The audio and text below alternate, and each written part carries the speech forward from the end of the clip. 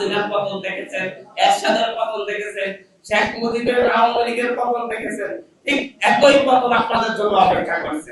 অনেকে আমাদেরকে কোশ্চেন করেন, অনেকে বলেন নেপালের গণঅভ্যুত্থানকারীরা ক্ষমতায় গিয়েছে, বাংলাদেশে কেন ব্যর্থ হয়েছে। আমি বলতে চাচ্ছি তাদেরকে উদ্দেশ্য করে, নেপালের গণঅভ্যুত্থানকারীরা ক্ষমতায় গিয়েছে, কিন্তু যারা সেখানে যাদের পতন হয়েছে তারা বিরোধী দলে আছে। আর বাংলাদেশে যারা গণঅভ্যুত্থান করেছেন তারাই সরকারি দলে আছেন, তারাই বিরোধী দলে আছে। এবং এই বাংলাদেশের মানুষ গণঅভ্যুত্থানের আকাঙ্ক্ষা বাস্তবায়নের জন্য 300 জন প্রতিনিধি নির্বাচিত করে সংসদে পাঠিয়েছে। যারা গণঅভ্যুত্থানের আকাঙ্ক্ষার বিপরীতে দাঁড়াবে, তারা জনগণের সাথে প্রতারণা করবে, প্রবঞ্চনা করবে।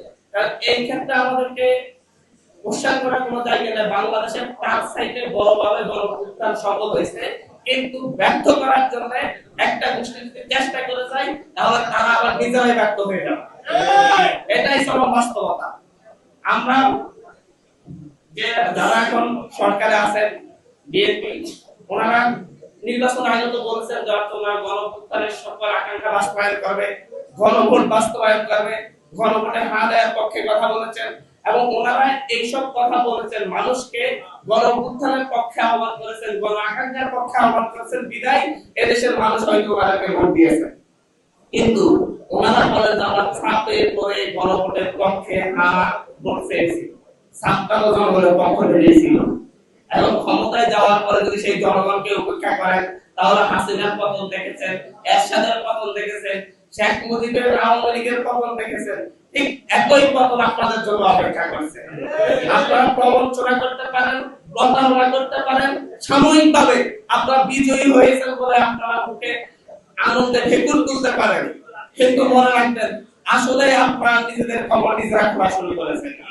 আপনারা ক্যাম্পাসে যেভাবে অস্ত্রের রাজনীতি শুরু করেছেন, যেভাবে বিভিন্ন জায়গায় বিরোধী দলের বিরোধী মতকে স্তব্ধ করার চেষ্টা করছেন, যেভাবে সাইবার সিকিউরিটি অ্যাক্টের প্রয়োগ করে আপনাদের বিরুদ্ধে কোনো সমালোচনা করলে অ্যারেস্ট করা শুরু করছেন, মনে রাখবেন মাত্র 3-4 মাস যাচ্ছে, হানিমুন পিরিয়ড যাচ্ছে।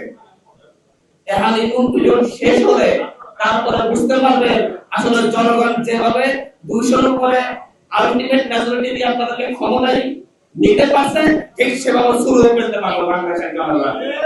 যেভাবে 2001 সালে ক্ষমতায় আসার পরে বিএনপি সরকার সময় তাদের নেতাকর্মীরা এত উগ্র হয়ে গিয়েছিল, এত ট্রান্সফার হয়ে গিয়েছিল, এত বেশি কন্ট্রোলের বাইরে চলে গিয়েছিল, পরবর্তীতে র‍্যাব গঠন করে যৌথ বাহিনী অভিযান চালিয়ে তাদের নিজেদের নেতাকর্মীদের বিরুদ্ধে অভিযান চালাতে হয়েছিল।